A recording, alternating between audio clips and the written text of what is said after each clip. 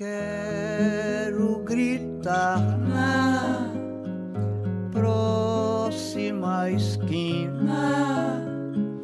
Olha, menina, o que grita, o que grita,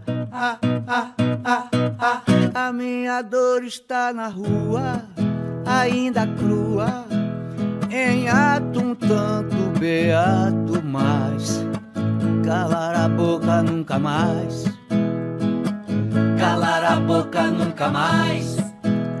O povo novo quer muito mais do que desfile pela paz, mas quer muito mais, quer muito mais. Quero gritar na próxima.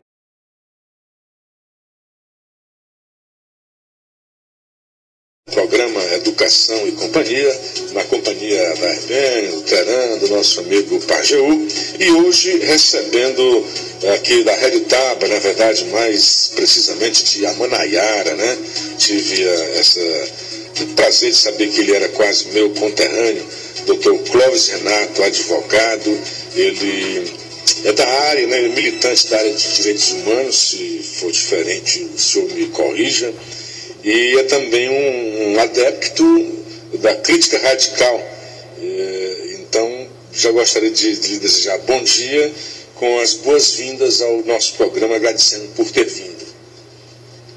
Bom dia a todos e a todas, uma saudação aos nossos conterrâneos aqui do estado de Ceará, o pessoal lá de Amanaiara, o Haroldo Veras, o Oreste Costa, a Dona Rosa, o Vicentinho, o João Veras, todo mundo, uma saudação a todos aí, ao Cicinho, lá de Heriotava do Banco. Bom, agora você deu bom dia para sua família, né? E amigos, né?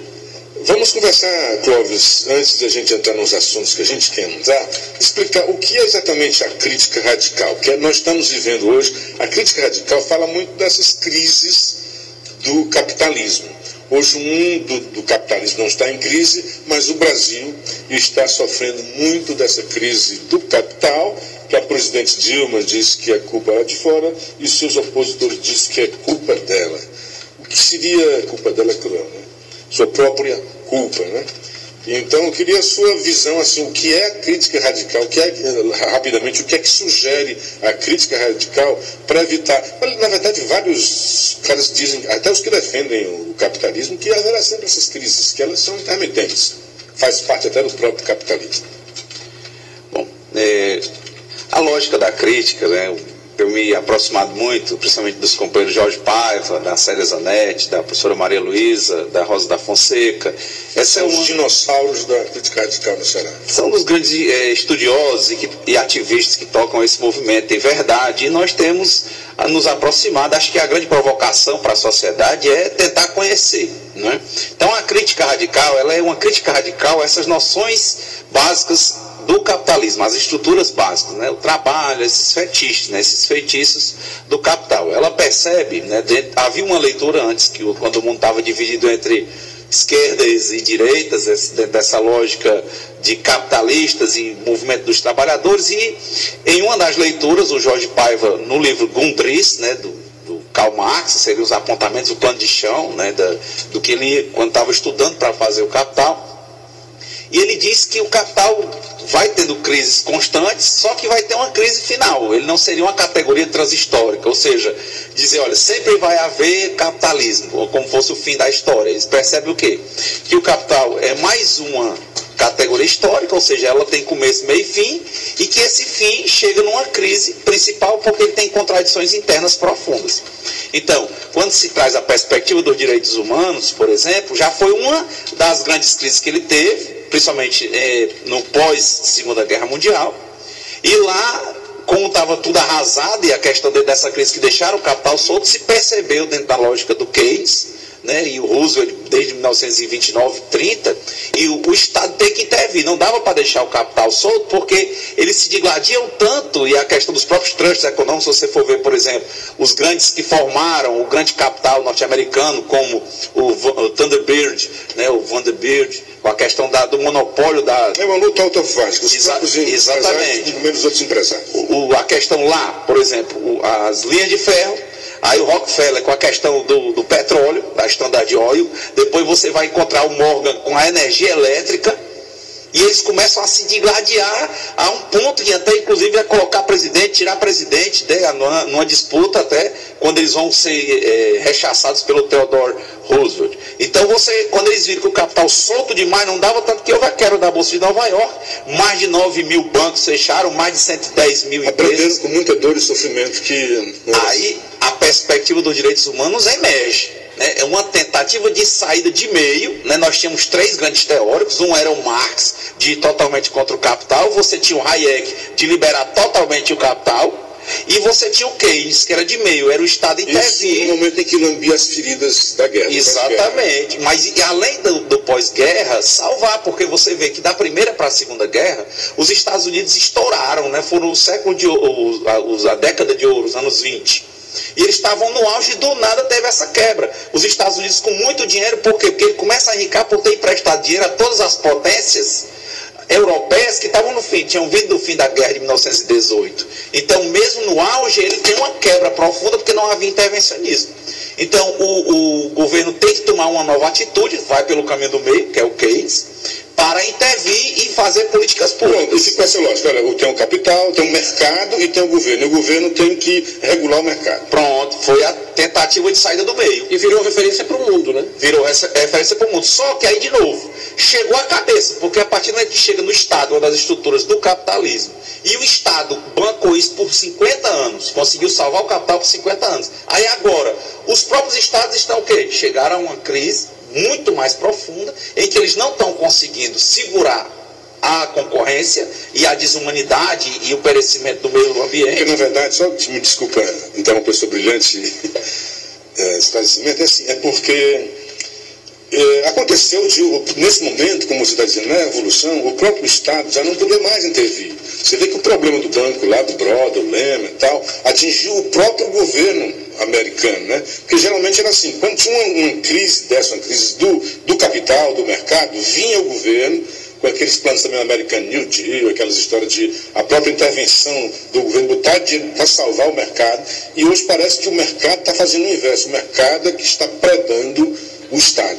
A grande questão é que se o governo não tivesse partido para a política do Keynes de intervenção, o capital tinha rachado ali. Sim. Porque foi com isso aí que barateou inclusive a mão de obra, porque ele começou a dar saúde pública, dar escola, fazer os planos, quando colocava para fora tinha um seguro-desemprego. Então são políticas públicas dentro de direitos humanos, do trabalho, para humanizar, de segurar. Mas acho que isso foi que deu sobrevida ao capital. Isso foi que deu sobrevida ao capital. Só que agora chegamos a um outro ponto. Mas tem um ponto aí, eu quero só fazer uma interrupção.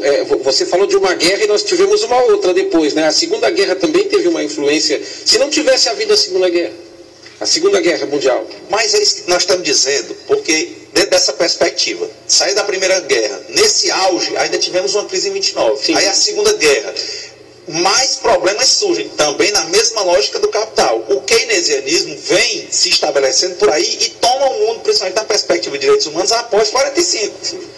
Agora, o que conseguiu-se de padrão e o que conseguiu-se de segurar as empresas, de garantir direitos do trabalho, direitos ao meio ambiente, os direitos fundamentais nas suas dimensões. O que acontece? Só que chegamos a um momento em que os Estados não estão mais tendo condições de intervir e as empresas não estão conseguindo segurar os seus trabalhadores nos locais de trabalho. Outro ponto que tem acontecido é que dentro das contradições do próprio capital, ou seja, não é a esquerda que está derrubando o capital. Para a crítica radical, o próprio capital, nas suas contradições internas, é que ele tende a ter uma crise final. Ele vive de crise até que tem uma crise que ele não consegue mais sustentar. E uma crise principal é que, quando ele substitui excessivamente o trabalho vivo pelo trabalho objetivado, a questão da substituição pela máquina, pelo computador, e o barateamento dos custos, chega numa fábrica dessa, a Coca-Cola, por exemplo, você pode olhar, a fábrica, ela produz 2.000 latinhas por segundo, não tem uma pessoa no local de trabalho. Empresas que tinham 100 mil trabalhadores, hoje tem 100, tem 10 trabalhadores, quando tem. Então isso, ele começa a ampliar, reduzir os custos, entendendo os humanos, né, como custos. Essas pessoas que seriam compradores não vão mais ter condições de comprar. A desigualdade começa a ficar muito grande, aí vem as noções de barbárie. o preço dos próprios produtos deles, em reduzir esse custo, não tendo as pessoas para comprar, começa a cair muito, entendeu? Então ele começa a chegar a crises muito profundas. Agora, diante dessas crises, o desgaste profundo do meio ambiente, nunca se produziu tanto e nunca se passou tanta fome no mundo. As coisas se estragam, porque tem royalties e vendas e vendas. Então, a partir desse momento e dessa lógica, o que fazer? E aí a proposta da crítica é o quê? Dizer para as pessoas que elas saiam dessa noção de fetiches, desses feitiços do capital. Né? Clóvis, você me desculpa, mas não é uma coisa fácil, porque esses fetiches já estão até internalizados na nossa cultura, são até... Mas assim, como sair sem simplesmente dizer, não, eu vou acabar com esse fetiche? E como é que eu fujo desse fetiche? Porque você não pode, de repente, fazer isso. E a outra, já que o Teran, você viu que o tema está tão interessante, eu quero só acrescentar uma questão aí. Que é o que substituiria, o que viria depois. Pois é, o que eu quero acrescentar, tudo que o Luciano disse é apenas o seguinte: o formato do mundo é capitalista. Quer dizer, a globalização não existiria, ou não teria como subsistir sem a estrutura capitalista que domina o mundo. Como seria sem? Esse é um problema visto pelo pessoal da crítica radical, pelo grupo, né? Porque não é uma questão mais de escolha. No tempo do Keynes, você tinha as escolhas, mas já se percebeu que a liberação total do capital para os capitalistas, ele gera um desgaste que é o que está aí. Se você, por exemplo, o governo dos trabalhadores, usando a mesma estrutura capitalista, fica no mesmo. E não está dando para fazer um caminho de meio, porque não está tendo recurso. Então, a questão é o quê? Você me desculpe, já se fala ao contrário, já que é para estar num capitalista, que bote um gestor que pense como os capitalistas, que você põe um cara num sistema capitalista que é contra o sistema, que cria uma esquizofrenia, que aí sim nós vamos viver em mais crises ainda, porque você está brigando contra o próprio sistema. Essa é a questão. Sem poder se livrar dele. Essa é a questão que está sendo apresentada. Não dá para, dentro do sistema capitalista, só dá para gerir se o sistema estiver rígido. A discussão é que a crise não é no Brasil apenas. A crise é na Grécia. Você chegava lá, por exemplo, chegava no banco, você vai, o banco não tem o dinheiro. Você pega o dinheiro, o banco aplica aquele dinheiro várias vezes. Quando você vai atrás do dinheiro, não tem mais. Sim. E os próprios investimentos dos bancos quebram, como quebrou em 2008. Nos Estados Unidos são bairros e bairros fechados de pessoas. Mas assim, a tese do banco é sempre assim: se todos os clientes forem lá ao mesmo tempo tirar o dinheiro, não tem banco nenhum do mundo. Mesmo porque ele pega o seu dinheiro e faz com que ele produza para depois ganhar em cima do seu dinheiro e te dar algum lucro ainda disso aí, né? Mas é isso que eu estou lhe falando. Um gestor dentro do capitalismo, isso que a gente tem estudado, né, que tem observado, um gestor dentro do capitalismo rígido, a sua tese está perfeita. E foi uma tese que tem sido aplicada desde sempre, inclusive, quando no pós-guerra com Keynes. A questão é que, para fazer isso, o sistema tem que estar completamente rígido. Agora, se o sistema está em crise, não adianta o gestor.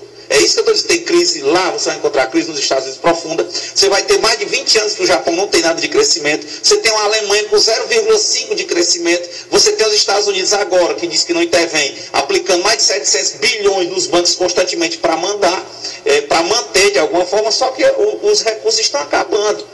E o desemprego aumentando. E o capitalismo não inclui todo mundo. Exatamente, ele não é inclusivo, ele é excludente. Entendeu? Então, as crises, o que a crítica tem percebido dentro dessa leitura dos Grundrisse do Marx, é que há uma crise do sistema capitalista. A partir do momento que essa crise se agrava, não dá para gerir. E aí é a lógica de um movimento que eles têm, chamado movimento de saída. Né? É o movimento brotando a emancipação. E que as pessoas só vão poder pensar uma saída a partir do momento que elas começarem a entender que não é porque alguém é oposto ao sistema, mas é porque o sistema é tão excludente e tão desumanizador e tão degradador ou degradante do meio ambiente, né? Ele é fetichista e reprodutor de mercadorias, que ele por si, na lógica apresentada, que não se diz é agora, é amanhã, é hoje, mas são sinais muito fortes que pelos quais o mundo nunca passou, de uma crise muito forte do próprio sistema. Então não dá para administrar isso, porque você vai administrar a barbárie. Aí, no final dessa questão, o que vem dos direitos humanos? Tudo que é proposto de direitos humanos que vem, principalmente com fortalecimento pós-45, está tudo sendo descobrido. Todos os direitos fundamentais, direitos constitucionais, o neoconstitucionalismo, o que está sendo cumprido hoje? Né? A própria presidenta, o poder público, tomando sempre medidas para reduzir. E todas as teorias jurídicas de direitos humanos não estão podendo se sustentar. Você falou administrar? Vamos administrar o nosso tempo. A gente volta logo depois do intervalo. Estamos apresentando Educação e Companhia, na companhia do advogado Clóvis Renato e o Pinto, lá de Amanaiara, ou conhecido também como Pontes, lá no Araras, que hoje é Vajota. A gente volta já. Estamos de volta com o programa Educação e Companhia. A gente quase não aguenta o que o Clóvis fala.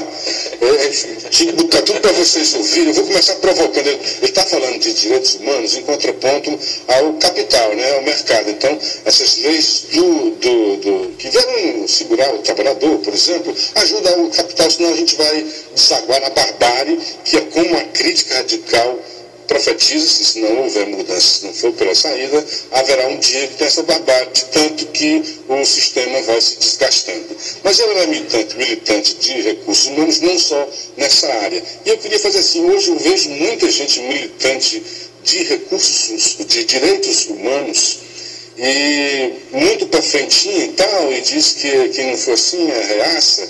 Eu acho assim, o que é o direito humano? A primeira coisa é a vida, né? Isso, defesa da vida, acho que é o primeiro direito fundamental do ser humano. E eu vejo assim, essas pessoas que dizem que são do direito humano, dizem que são a favor que a mulher escolha o direito de abortar ou não. Não seria também um paradoxo dos direitos humanos, já que estamos falando de paradoxo do capitalismo? Bom, nessa perspectiva de direitos humanos, só tentar fazer uma recapitulação disso, né? Há uma teoria do mínimo existencial, certo? Dos direitos humanos, dos direitos fundamentais. Seriam direitos que, independentemente do sistema, para que as pessoas pudessem viver em sociedade de bem, já que o direito seria um instrumento da pacificação social. Exatamente. Que é, como eu disse, eu não sei até que ponto ela não está, porque você está vendo os filhos da pessoa correndo em cima de arame farpado, os próprios repórteres dando chute na perna dos outros.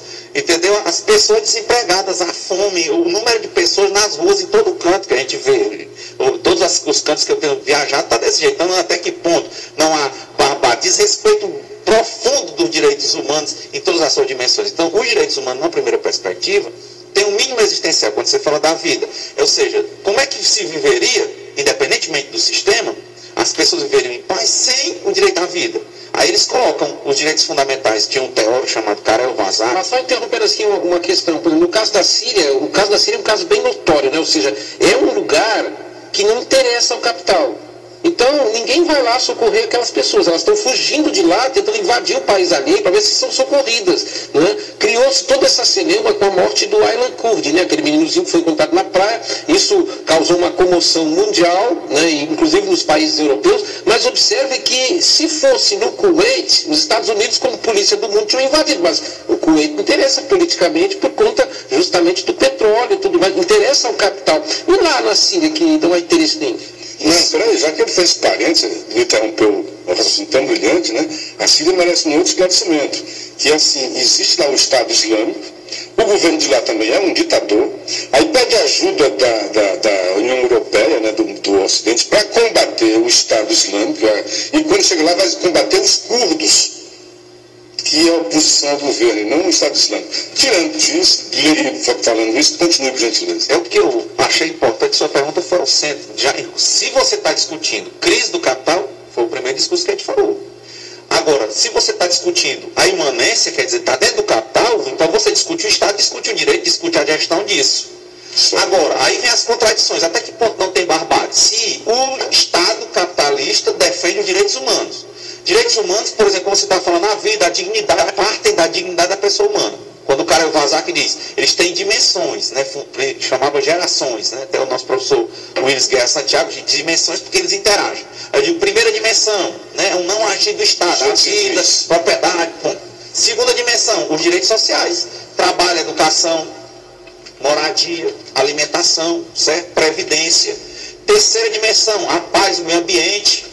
Então você começa a perceber essa perspectiva. Agora, se para que o Estado capitalista se mantenha, para ter um acordo com as pessoas, ele garante esses direitos humanos. E quando você vai olhar na prática, ele garante teoricamente, na prática você vê, não interessa de onde elas sejam, né? Se é da Síria, se tem interesse ou não. Aí é uma discussão para que as pessoas se mantenham em paz. Esse mínimo existencial tem que existir. Então, se ele tem interesse ou não, não é a questão. A questão é que se o capital se manifesta por meio do Estado e o Estado se manifesta por meio do direito, então ele tem a obrigação obrigação de ir lá e proteger enquanto direito. A partir do momento que você vê esses estados virando as costas numa discussão se tem interesse econômico ou não, você já está vendo o quê? Já é barbárie, já é passos da barbárie e trechos o quê? Da decadência do direito do Estado e das Nações Unidas em si. Porque se elas não estão se elas se organizaram para proteger a vida humana, os pactos de Genebra e tudo, para ter uma humanidade, inclusive nas guerras, no tratamento dos prisioneiros. E você vê no mundo isso, você ainda vê hoje, como ano passado na África, metralhando sindicalistas porque paralisaram uma mina. Quer dizer, você está vendo isso constantemente, pessoas sendo assassinadas, mortas. Então, que papel o direito está exercendo? Qual é o papel dos direitos humanos? O perecimento, a questão do meio ambiente. Aqui mesmo em Fortaleza, o cocó. Né? A discussão que foi levantada, né? Por que a população não era consultada? Isso não é só um pedacinho. Basta subir em qualquer prédio do Parque do Cocó que você vê já o que? Quase nada. E constantemente abrindo prédios e crescendo prédios no meio do Cocó. Mas a celeuma que foi feita ali, o tempo se encarregou de comprovar que a prefeitura tinha razão na intervenção ali, não foi essas coisas todas. Exatamente naquele trecho. Houve muita politicagem dos dois lados. Politicagem, a prefeitura politizou o processo, sim, mas também os que eram contrários, os manifestantes que eram contrários, eles politizaram profundamente aquele processo. Havia toda uma... Eles tiveram acesso às plantas, o que ia ser feito ali. E eu, quando eu passo ali, eu sempre fico pensando que foi muito barulho por quase nada. Porque o que foi tirado foi realmente um mato. E ao mesmo tempo eles replantaram. Pelo menos essa é a tese da prefeitura. A partir daí, o que dizer? É estranho, acho, até dizer isso, porque quando tem um dia, atribui ao Mayakovsky, né, um dia leva umas suas flores, um dia leva a sua casa. Direitos humanos, não é, a perspectiva é a dignidade da pessoa humana. Eu não posso aceitar, se eu defendo os direitos humanos, se você está dizendo que a vida é um direito fundamental básico, eu não posso dizer assim, uma pessoa. Porque, por exemplo, quando você vai atrás de um medicamento, o Estado vai dizer assim, olha, esse medicamento X não estava na minha lista de compras, no orçamento. Aí você diz, não, mas a Constituição me garantiu a vida com dignidade e saúde. Aí o que o Estado vai te dizer, como você fala com a prefeitura? Ah, mas eu vou gastar, com esse medicamento que não está na lista, eu vou gastar 1 milhão, poderia fazer um posto de saúde para atender 1 milhão de pessoas. Sim, meu amigo, mas você garantiu o direito à minha vida, você está falando isso em geral. Eu não posso considerar os direitos humanos como um geral. Cada pedaço, pessoas, algumas fossem melhores que outras. É como se um direito humano fosse menor do que o outro. Eu não posso dizer, se ela afeta um parque, eu não posso dizer que é menos ou mais. Eu tenho que colocar no mesmo patamar, assim como se um parente seu, a sua mãe, seu pai, seu irmão, quando ele vai pedir um medicamento na porta, a postura do Estado vai ser, não, é só um pouquinho, só que um dia não tem mais. E aí a discussão fala da reserva do possível. Toda vida que ela não quer ou não pode cumprir essas coisas que a própria Constituição defende para os brasileiros. E tem que ter também a reserva do bom senso. Às vezes não é só o capital. Por exemplo, a população tem crescido muito. Onde essas pessoas vão morar se nós não tivermos que derrubar árvores e criar apartamentos? Que, aliás, apartamentos já é uma solução inteligente do capitalismo, porque numa área menor você coloca muito mais gente, né? É só esse cuidado. Na Constituição não fala de reserva do possível. Isso aí são teorias trazidas pelo Supremo Tribunal Federal, principalmente pelo Estado, quando ele quer negar esses direitos, principalmente de medicamento. Entendeu? Que ele diz o seguinte, realmente você tem direito, mas não há uma reserva de orçamento para pagar. Isso é a cláusula da reserva do possível. Isso é uma coisa. Agora, quando você traz lá no COCO, a discussão era principalmente o direito fundamental de quarta dimensão, democracia. A população, de fato, não foi feito um plebiscito, não foi perguntado. E os grupos que estavam politicamente agindo, ao menos eu que acompanhei na época e tudo, eu fiquei propostas como, por exemplo, do jeito que tem um túnel que passa por baixo da terra, tinha um túnel em L. Como, por exemplo, a própria Praça Portugal, em termos de convivência, e quem vive na cidade são os trabalhadores, é lógico que o capitalista não vai estar brincando dentro de uma praça na cidade, ele está viajando. Mas as pessoas da cidade utilizam. Eu acho isso muito interessante, mas agora vamos para a reserva do real, né? Porque é o seguinte, o gestor tem a obrigação de realizar. Ele não pode ficar, por exemplo, fazendo concurso a toda hora e dizer, olha, ou é um túnel L, ou é um túnel T. Bom, os técnicos da prefeitura, pensaram, estudaram, antes mesmo houve um outro estudo da Luiziane, parece que entrava até mais no COCO, pelo que eu vi, né, pelo desenho que eu vi. Eu concordo com você, assim, é que o Brasil ainda é muito incipiente na forma da participação popular. Tinha que criar muito mais mecanismo. E eu concordo com você, eu acho que a cada coisa grandiosa que tivesse impacto, a população tinha que ser consultada, porque, na verdade, é ela que vai conviver, não é aquele gestor. prejuízo que por acaso, se houvesse, se estiver acontecendo, vai ser para todos nós fortalezenses, principalmente os que estão ali no entorno, não só para o gestor, que o gestor pode até ir para outro canto, né? Viajar para os Estados Unidos. Agora isso aí a Constituição traz, o plebiscito, o referendo, a iniciativa popular, os orçamentos participativos. Agora, a grande questão é, voltando para a conversa do começo, o direito é para garantir isso e está na boca do brasileiro a questão do neoconstitucionalismo da Constituição. Mas a minha pergunta, por exemplo, onde nasceu, só um exemplo de derrocada de crise de uma estrutura, como o Estado e o direito, né? Você pega o plebiscito, o referendo. O que foi que desencadeou essa crise na Europa agora? Depois da dos Estados Unidos? A Grécia. Sim. A Grécia com problemas, vem um pacote da Troika, pacote de austeridade. Grécia essa que antes mesmo do euro já tinha problema. Claro, mas não aceitaram. Agora a discussão é, estão lá as pessoas humanas. Existe no direito a democracia. Existe a figura constitucional lá como direito fundamental da participação direta. A discussão do plebiscito. Quando veio um pacote de seres, a soberania do Estado, de seres que não são do Estado, né, a Troika, Alemanha, França, chegam lá a dizer para ele, olha, não é para perguntar para as pessoas, é para cumprir. Então, qual é o papel dos direitos humanos, por exemplo, fundamentais aí à democracia?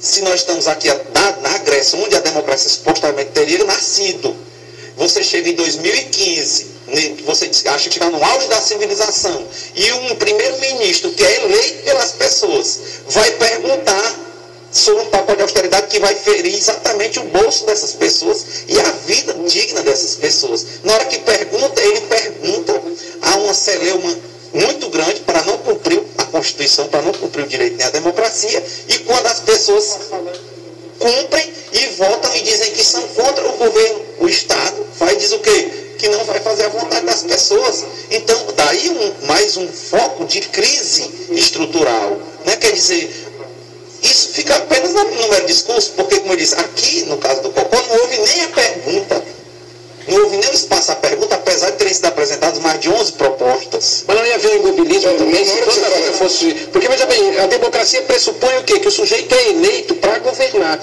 Ele recebe do eleitor nas urnas, esse é o sistema que existe, ele recebe a confiança do cidadão, uma confiança delegada para que ele gestione, para que ele toque a gestão. A partir daí, essa pessoa não tem legitimidade para tocar as intervenções que a cidade faz.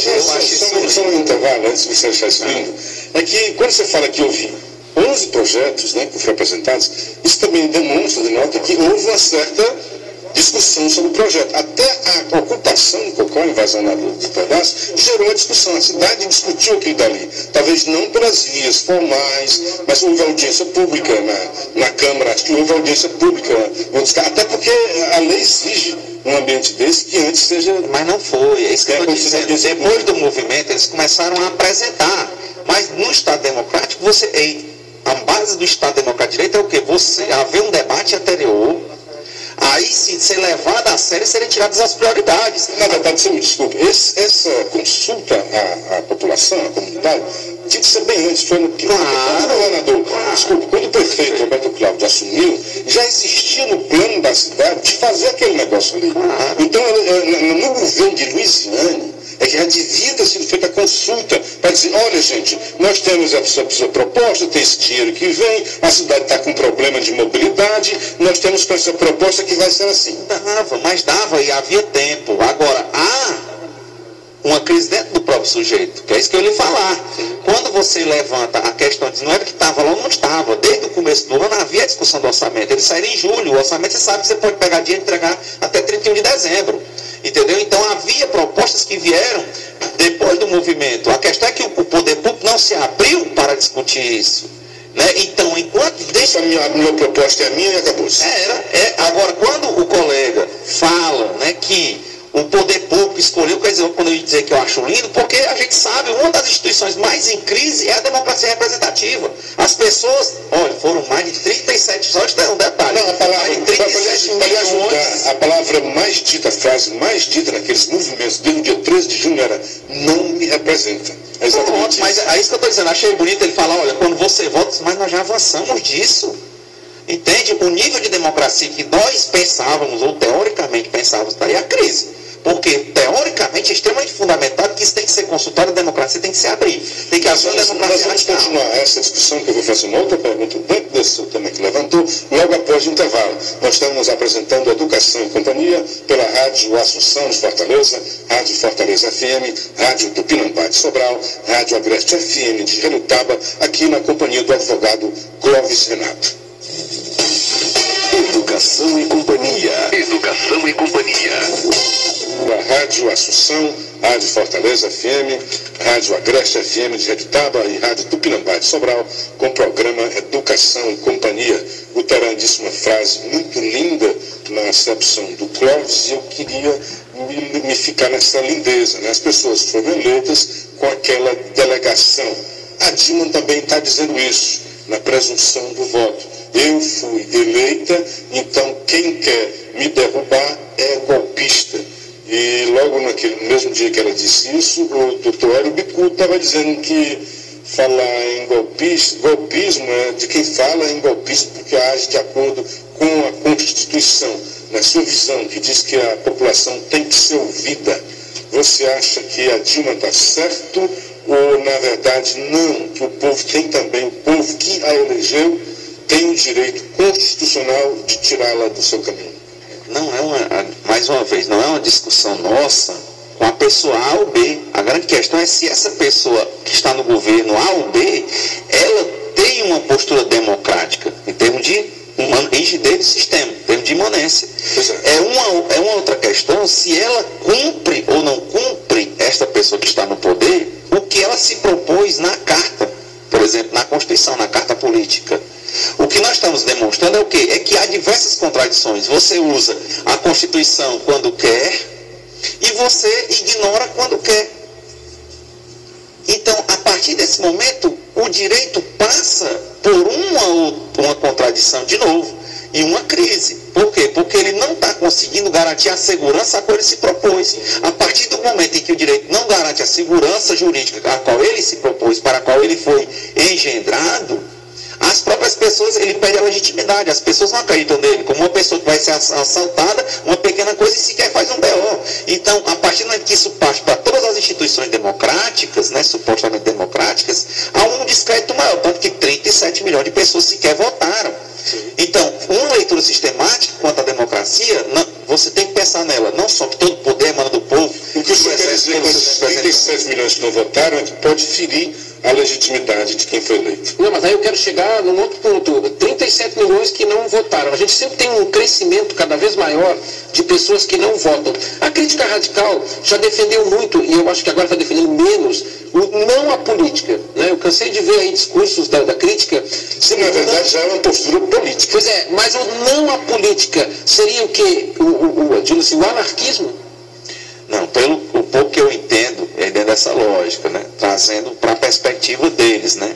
Não há uma proposta nem anarquista, nem socialista, certo? Eles não votam, em regra, a proposta... Nem querem ser um partido. Não votam, não se associam em partidos, porque já se percebe, a política é uma das estruturas do Estado no sistema capitalista. E também está em crise, tanto que está aí, se o direito não está conseguindo atingir suas metas, se o Estado não está conseguindo atingir suas metas, não tem governabilidade, se os políticos não têm credibilidade, não tem legitimidade pelas pessoas. Então a proposta, por isso que é uma crítica radical às estruturas. Isso era inclusive uma imagem bem interessante que afixaram pelas ruas de Fortaleza, que era um homem se despindo de uma capa. E essa capa era exatamente trabalho, Estado. E dentro dessa estrutura, então eles não ingressam nisso. Por quê? Porque acham que as pessoas têm que se emancipar. Se emancipar é buscar novas perspectivas, até porque essas estruturas estão em decadência, diante da crise que eles vislumbram no sistema. A partir do momento que eles vislumbram essa crise, se o sistema não consegue, é você querendo, por exemplo, ser empregado, participar da mais-valia, ser explorado e não ter quem queira lhe empregar. E aí? Não é questão de escolha, é uma questão de não ter. Por exemplo, na Espanha, eu estive lá no ano passado, ano retrasado, principalmente, chegou a 56% de desemprego. Certo? Então, tem países que está em 30%, 25%, ou seja, a cada 4 pessoas vão estar desempregadas. Entendeu? Então, o sistema não garante. O precariado, quantas pessoas que estão aí numa massa, imagina o curso de direito. Mais de 97% dos formados não conseguem passar sequer na OAB. É uma massa passiva que não quer se sentir trabalhador, não está procurando emprego, mas está ali parada sem trabalhar e com vontade de trabalhar. E passam depois a se perder em outras profissões. Quantos profissionais hoje estão procurando empregos, que se formaram, têm especialização, mestrado, doutorado, que estão desempregados? O sistema não está conseguindo absorver. E eles estão querendo ser precarizados, querem trabalhar como outras profissões que não precisam de qualificação e não estão conseguindo. Ou seja, esses são exemplos da crise. E não consegue. Aí a precarização. Você vai encontrar um excelente jornalista, radialista, que está ali, louco por um local de trabalho e não tem. Clóvis, você falou do cartaz do homem se despindo. Não foi baseado nisso que o pessoal fez aquele movimento correndo nu, não, né? Uma corrida que todo mundo saiu pelado, aí era da crítica radical. Não, que eu não... Não, mas tirando, me evocou essa lembrança, que isso era 2 vezes, até depois o Peladão, acho que pegaria em São Paulo, fazendo outro movimento lá. Mas, já que o homem se despir, aí eu volto a perguntar para você, de novo essa questão, que de novo volta a ontologia. É uma questão do capital ou é uma questão do ser humano que não está sabendo ainda conviver com a... Essa é a pergunta, né? O pouco que nós estamos estudando, né, que nós estamos abordando, quando você diz o trabalho, você coloca o menino dentro de uma escola, já dizia o Altoces. Para quê? Para receber toda uma educação dentro de uma estrutura que ele vai conseguir o melhor emprego. Ou seja, já se nasce pensando em trabalhar. Essa é uma estrutura do capital. Aí depois vai procurar um emprego que pague melhor. Depois para a supervalorização do dinheiro. E depois a questão do consumo. Então até que ponto e qual é a diferença que tem? Mas até que ponto o sistema capitalista tem condições de consertar os seus próprios males? A discussão enfrentada lá e apresentada pelo Marx nos Grundrisse, que está sendo vista pelo pessoal da crítica radical, é exatamente essa. Um pouquinho, para contextualizar, ele fala muito do Grundrisse, Marx. Segundo Clóvis, o Marx escreveu 6 tomos do Capital e escreveu 3. Um quando estava vivo e 2 pelo Hegel, juntando as coisas que ele escreveu.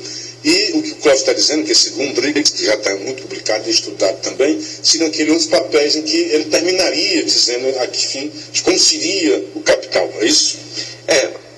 Ele era um cara muito militante, né? O Marx nasce e depois ele era jurista.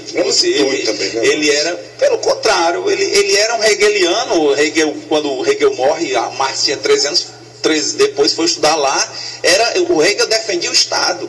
Apenas o Hegel chegou a ser contra o teórico. O Hegel dizia que o Estado estaria acima da luta de classes. E ele começou a perceber que não, que o Estado seria um instrumento na mão da classe que estivesse melhor organizada. Veja os parlamentos hoje.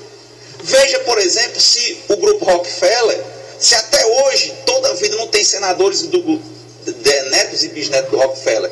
Veja a mudança na nossa Câmara. Veja na votação do projeto do novo Código Florestal, que era para desflorestar, se não tinham mais de 200, porque a maior bancada dentro do Congresso era ruralista. Entendeu? De pessoas que saíram de latifundiários, antigos, tem gente que ainda é de descendência de César Maria. Mas Lenin e Stalin se basearam nos ensinamentos de Marx? É isso que nós estamos a discutir, né? A proposta que eles seguiam era esse Marx que ficou no Capital. Não é o Marx dos Grundrisse. Marx 1 de 6. Entendeu? Então ele estudava muito, ele enfrentava essas coisas, anotava, fazia todas as anotações. Aí ele montava, porque ele era muito exigente, tanto que ele publicou essa primeira versão do Capital. Depois, quando foi retraduzir, ele fez alterações, que é a que nós conhecemos. Sim. Então, nesse Grundrisse, né, que são os apontamentos, foi até um dos livros mais vendidos do ano passado, né, ele vai trazer novas perspectivas que não foram abordadas na obra. E aí, alguns grupos, como a crítica radical, começaram a dizer, não, existem 2 Marx. E esse aqui a gente está vendo que não vai dar para seguir. Porque esse que está ali e Lenin seguiram, o que tentaram no primeiro momento, era esse que os próprios trabalhadores ficavam no poder, mantendo os instrumentos de produção, ou seja, eram trabalhadores comandando no capitalismo. E com o detalhe de que Stalin explorava a mão de obra e virou uma tirania, né? Claro, por quê? Pela mesma lógica. Porque se o trabalhador não vence as estruturas, não se despe das estruturas do capitalismo, ele vai ser um capitalismo como outro, burocratizado. E é isso que eles estão dizendo, não dá para fazer assim. A ideia para eles, crítica de saída do capitalismo. Estão dizendo que para remédio para Marx é mais Marx. Eles avançam. Na nossa leitura, o que o pessoal da crítica, principalmente o Jorge e tudo, ele já tem inclusive teóricos como Robert Kurz, Achous, né, e vários outros que eles estão avançando e estão desenvolvendo, como o sítio, né, que eles adquiriram, e estão aí a questão do Brotando Emancipação, com uma proposta real como um laboratório, certo? Então, nós não temos mais muito tempo, então fala pra gente sobre o que é o sítio. Você já esteve lá, já participou? Eu estive lá, o sítio... Mas você não está com cara de quem mora nesse sítio, não? Não, eu fui só conhecer, como eu disse, nós estamos estudando as teorias, né, da crítica radical. Achei até muita gentileza, né, diante das atividades do pessoal da crítica. Convidaram para dar uma palavra aqui, até porque a discussão principal era sobre direitos humanos. Uma das coisas boas que a crítica radical fez foi mandar você para cá, viu? Mas, nós gostamos, né? Mas como direitos humanos, né, como veio, a gente está estudando. Acho que a grande provocação, né, eu tenho estudado, não só eles. Então, quando você pergunta sobre anarquismo, que eles se distanciam disso, por quê? Porque o próprio anarquismo, eles teriam também uma estrutura com os meios de produção. Entendeu? O modelo do socialismo que chamavam real também mantinha o capitalismo.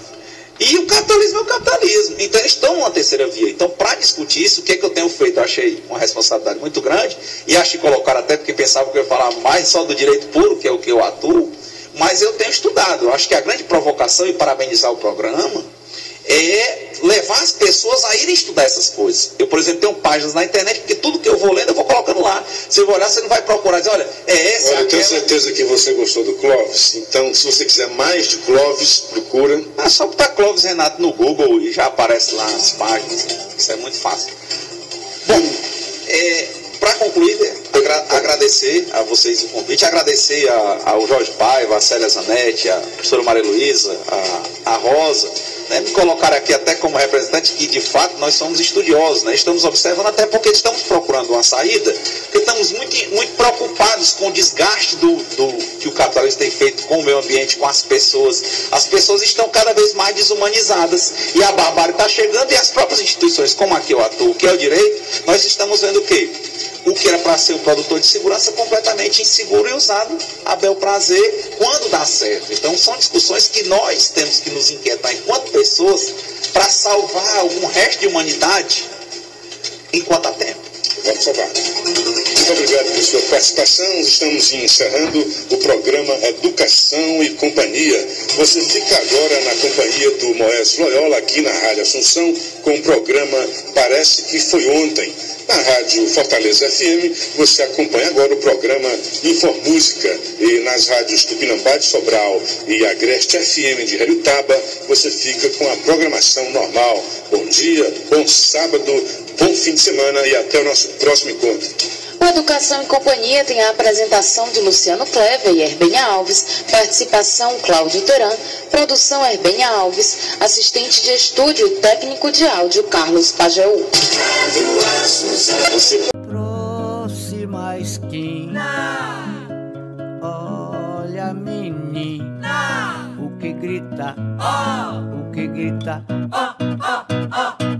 olha menino que à direita já se azeita, querendo entrar na receita, mas de gororoba nunca mais, de gororoba nunca mais. Já me deu azia, me deu gastura, essa politicada dura, dura, que rapadura, dura, que rapadura. Quero gritar na próxima esquina.